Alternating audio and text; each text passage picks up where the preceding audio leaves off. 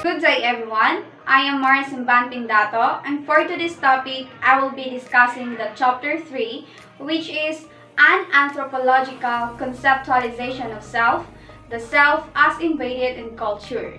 So here is the learning outcomes for us to be guided.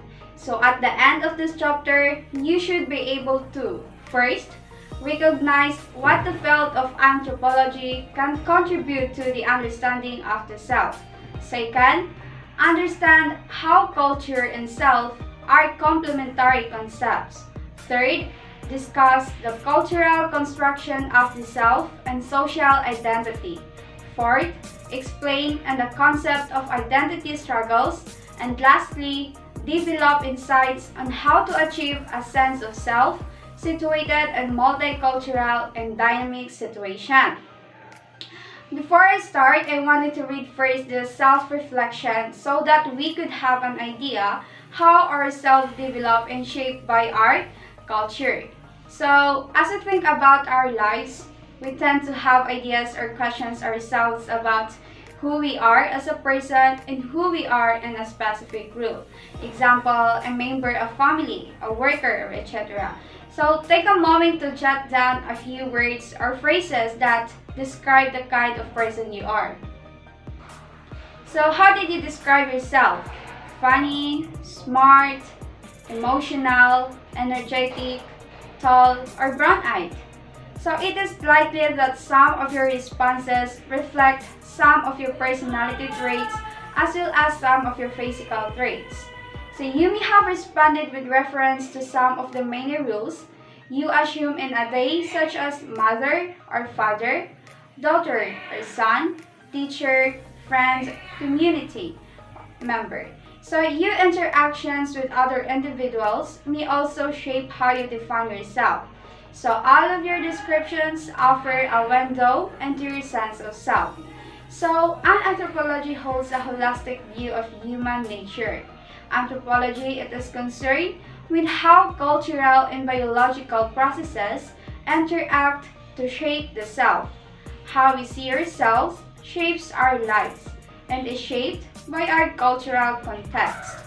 Self-perceptions influence, among other things, how we think about the world, our social relationships, health, and lifestyle choices.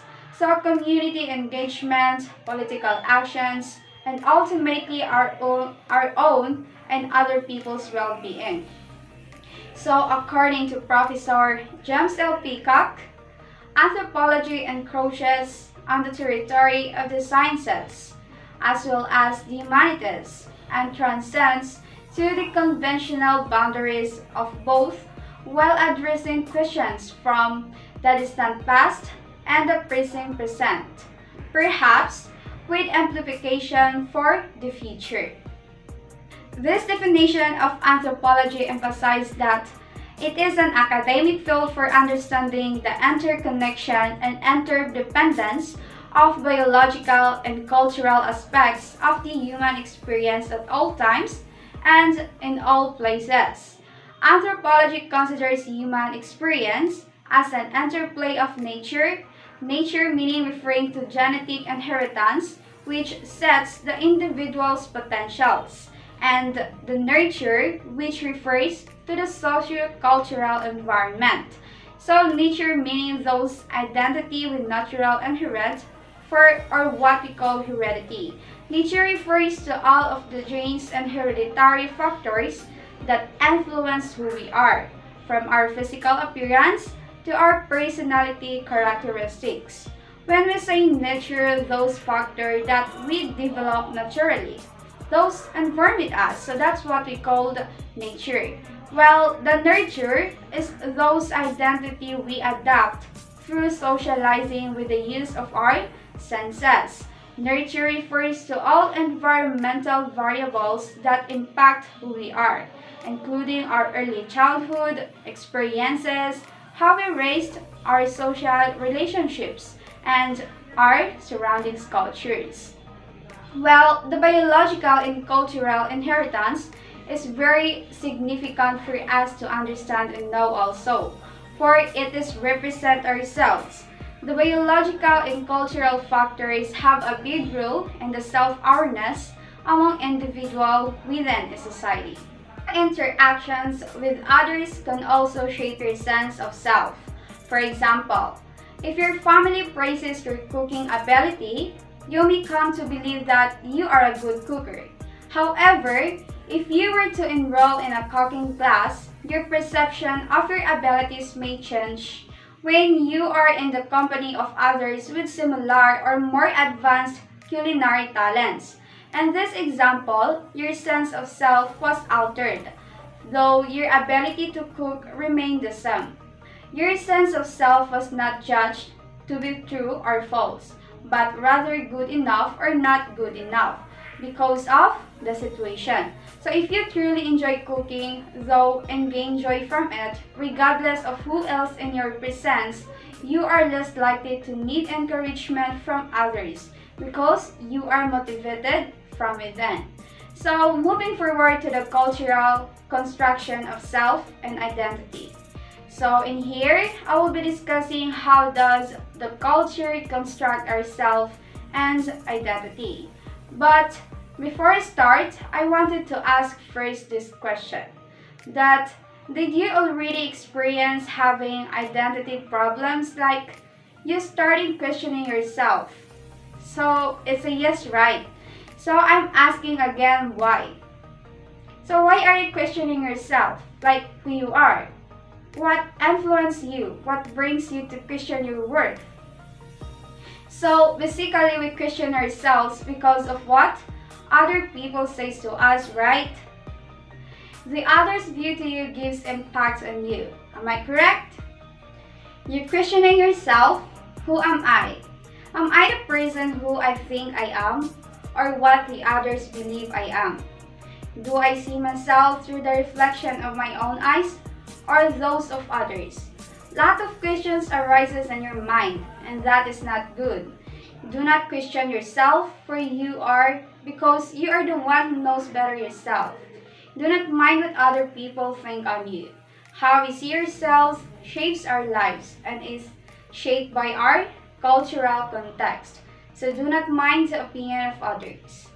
A British anthropologist, Edward Tyler, defines culture as that complex whole which includes knowledge, belief, art, morals, law, customs, and any other capabilities and habits acquired by a man as a member of society.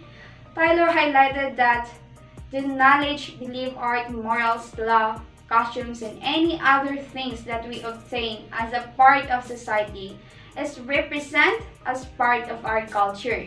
That means that culture is part of ourselves.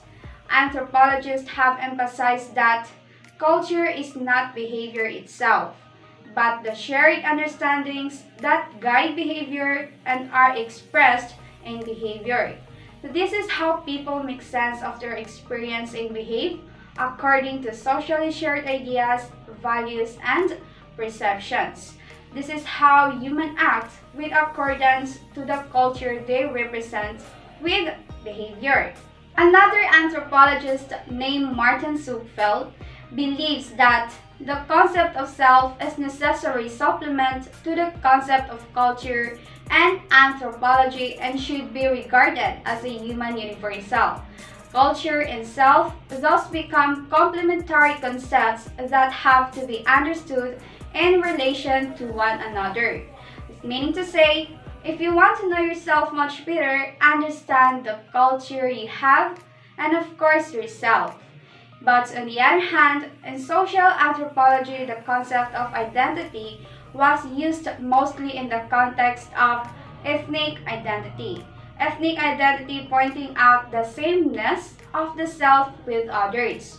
For instance, sharing certain characteristics within a group like language, culture, and etc.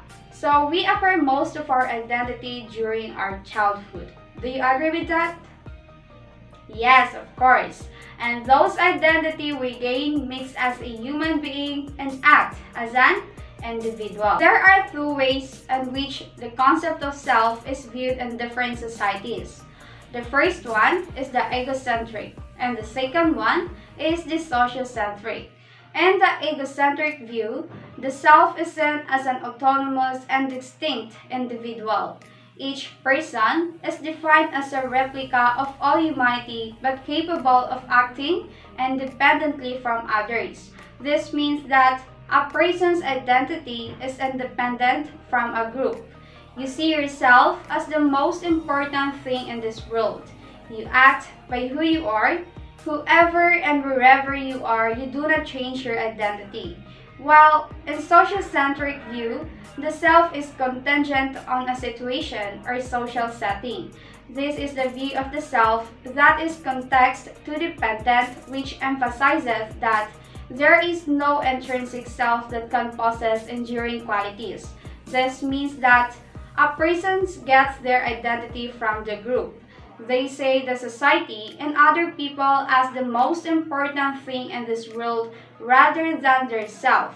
It matters in sociocentric what other group or people would say, so that's why they act differently around them.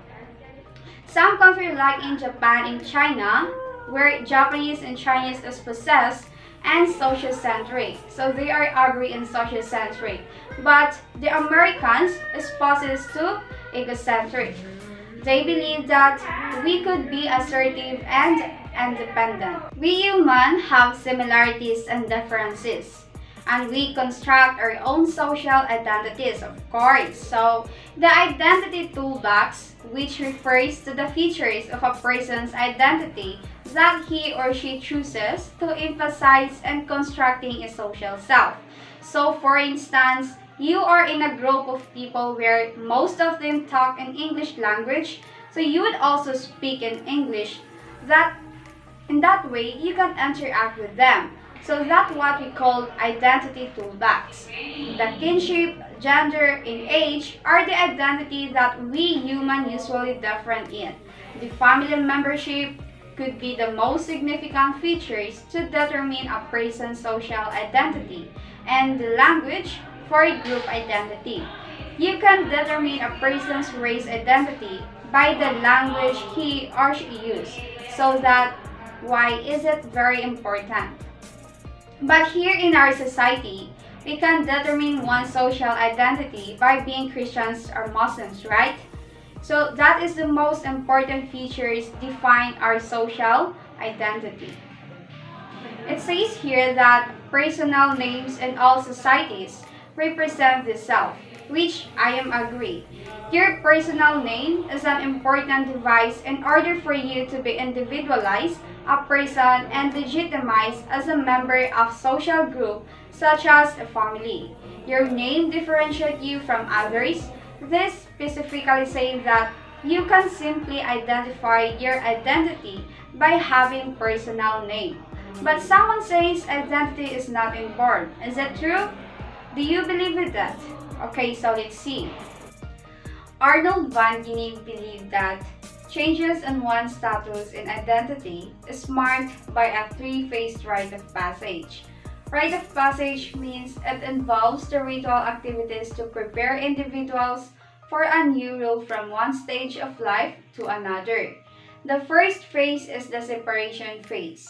People detach from their former identity to another. Second is the liminality phase. A person's transition from one identity to another. And lastly is the incorporation phase. The change in one's status is officially incorporated. For instance, in a wedding, the bride walking down the aisle to be given away by the parents to the groom implies the separation from one's family to become part of a new one. This means that when you're given away to be one part of a new group of family, that's what we call separation. But during the wedding ceremony, when the bride and groom change into married life, that's what we call liminality. But when a groom and bride become husband and wife, that's what we called incorporation, meaning they are now officially husband and wife. So another example is a student become a worker or employee. Separation there is being a student. Liminality is during your graduation or finding a job. And the incorporated there is when you become a worker or an employee. So precisely is it true that not all of our identity is inborn. Some identity can appear in our late adulthood or in some other ways. Rites of passage help a person adjust from one social dimension of his or her life to the others. However, sometimes individuals disagree on their respective identities. According to Anthony Wallace and Raymond Fogelson, coined the term identity struggles. An individual tends to experience the identity struggles when there is a discrepancy between a person's assumed identity and the identity imposed by others in the society. So this implies means you can feel the identity struggle when the identity you presume is not consistent to the identity you possess with the identity that others attributed to you. Beloved suggests that in order to attain self-identification, individuals have to overcome many obstacles such as traditionally established habits and externally imposed self-image. Self-identification, this is how you see yourself or identify yourself with someone or something else. For instance, you see yourself as a great father. So another example of self-identification is a boy with black parents and he identified himself as a black man. But on the other hand, the works of cognitive anthropologists suggest that in order to maintain a relatively stable and coherent self, members of the multicultural society have no choice but to internalize divergent cultural models and should reject or suppress identification that may conflict with other self-presentations. Multicultural society is a society in which there is inclusion of many diverse people. It is a society in which freedom of religion, language, dress, food, religion, customs can be expressed without the trepidation of persecution. So, it is a society in which one can observe the different subcultures which are differentiated through language, religion, norms, and values, pastimes, and culture. A multicultural society would be composed of people from different ethnic backgrounds and culture living and working together. And society when people from different backgrounds intertwine with each other culture shows the acceptance of each other's culture and background. It is a society that works well. The people have rules and responsibilities they must fulfill. They have the rights to education, healthcare, protection from crime, and right to be helped if in poverty. So, moving forward to the concept of Catherine Ewing's illusion of wholeness. Illusion of wholeness implies that the cohesiveness and continuity of self are only illusory. So, why does the cohesiveness and continuity of self are only illusory? Maybe is it because we continuously reconstitute ourselves into new one in response to internal and external stimuli?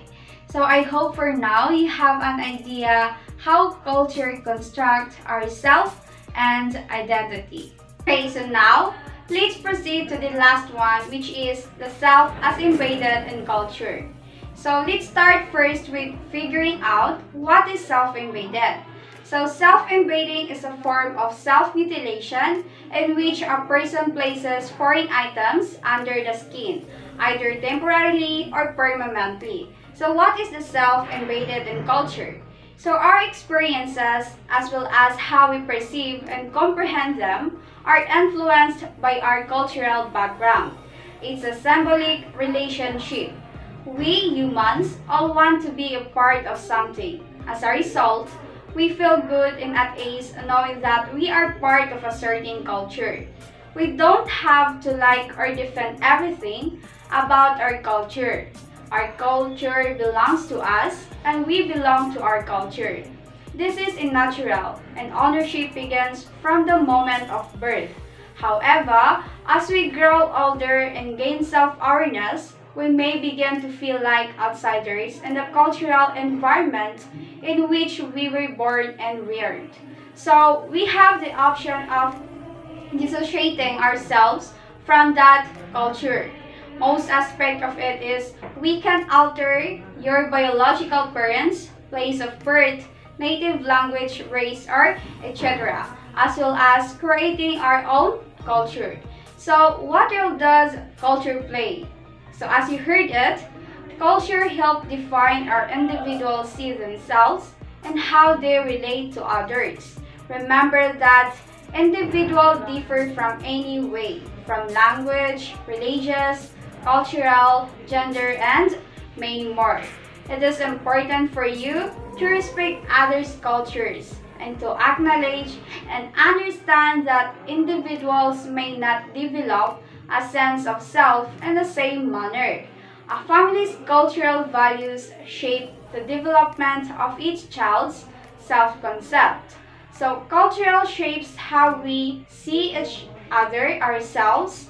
For example, some cultures prefer children to be quiet and respectful when around adults. So this does not indicate that a quiet child lacks self-confidence. It is important to remember that not all families reinforce the mainstream American cultural values of individualism, competition, and assertiveness.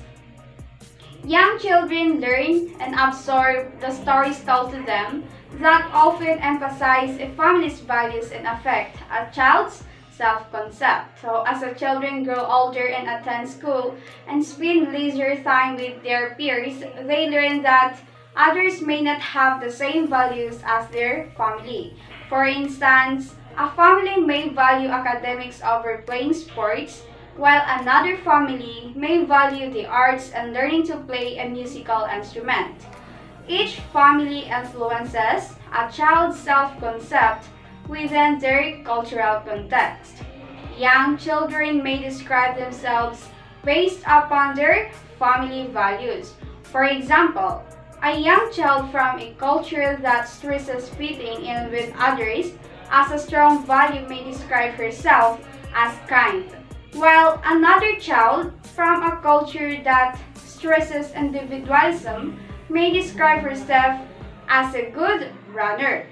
Clayford Gertz, an American anthropologist, defines culture as a system of inherited conceptions expressed in symbolic forms by means of which people communicate, perpetuate, and develop their knowledge about and attitude toward life.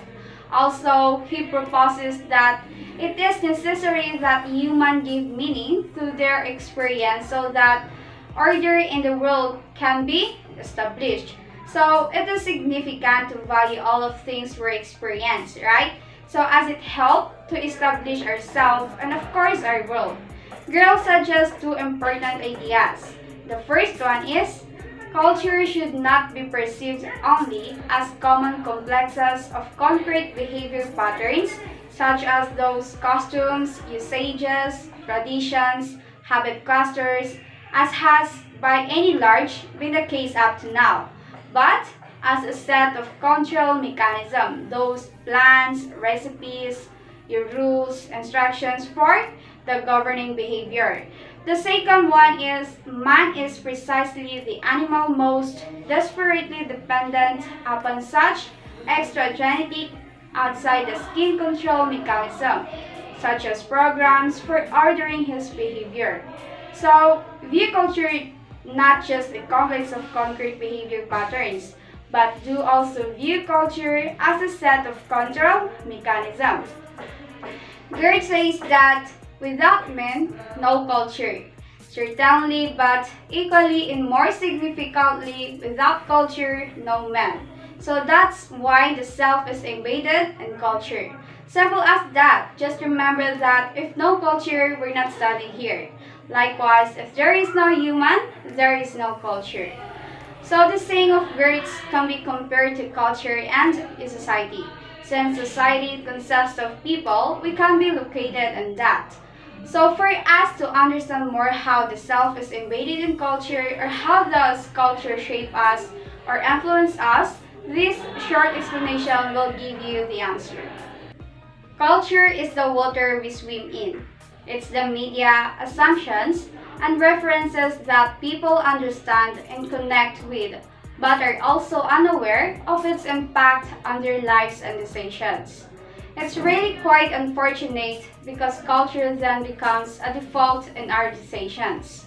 Admittedly, slightly different remixes of culture, but culture nonetheless. It colors our perspective and worldview. It shapes our understanding of ourselves and our communities. The culture tells you what to believe and what you need to believe and do, unless you are a critical thinker and do your own analysis of cultural beliefs to see whether they are based on truth or lies. You will be shaped by the culture. Culture will mold your belief and the way you do things because of your beliefs. And this way, yourself will then be molded likewise. If your culture tells you that if you open an umbrella in a house, then you will receive bad luck, this belief will make you not opening in any house ever. And another example is, if you believe that the spirit of your dead loved ones will visit you after 7 days of their deaths, then you will be making all arrangements during the 7th day to welcome them. Yet, in another example, if you believe that you will be blessed richly when you do good to people, surely you will want to do more good in order to be blessed. So your beliefs will tend to make you do certain things in certain ways. When you always practice according to all our beliefs, then yourself will be molded and affected in that way. Culture influences personal identity because this gives you the label for the group that you belong in. Within culture, you will find language, costumes, mores, group beliefs, and how to interact with people who are like yourself. Humans are social animal in culture is the glue that holds groups of humans together. However, culture has context and we tend to think that just because someone speaks the way that we do, that they believe the same things that we do. The biggest challenge that humans have is not going into space or understanding the laws of physics. It is understanding how to get along with each other and live in peace. Culture is intertwined with language in my experience. So to truly understand a different culture, a basic understanding of the culture's spoken language is necessary. Just like language evolves, so does culture. Language is how we give meaning to our experiences and are able to share that meaning. Our experiences are influenced by the choices we make, which are influenced by our attitude, beliefs, and values, which are culturally based. Culture and society are coexistent. One does not or cannot exist without the other. Culture and society may have some common elements, but the two are not the same. They are not identical. The essential difference is that society is composed of people, while culture consists of knowledge, ideas, costumes, traditions, folkways, mores, beliefs, skills, institutions, organization, and artifacts. Society is the combination of people with different cultures. On the other hand, culture deals with the behaviors, language, occupation, dressing, eating, and festival of a particular people within a geographical area. Society is a group of people living collectively. Culture is basically anything which is subsequently created by said people. So, as of now, I hope you learn a lot from this topic and understand how does the self is embedded in culture.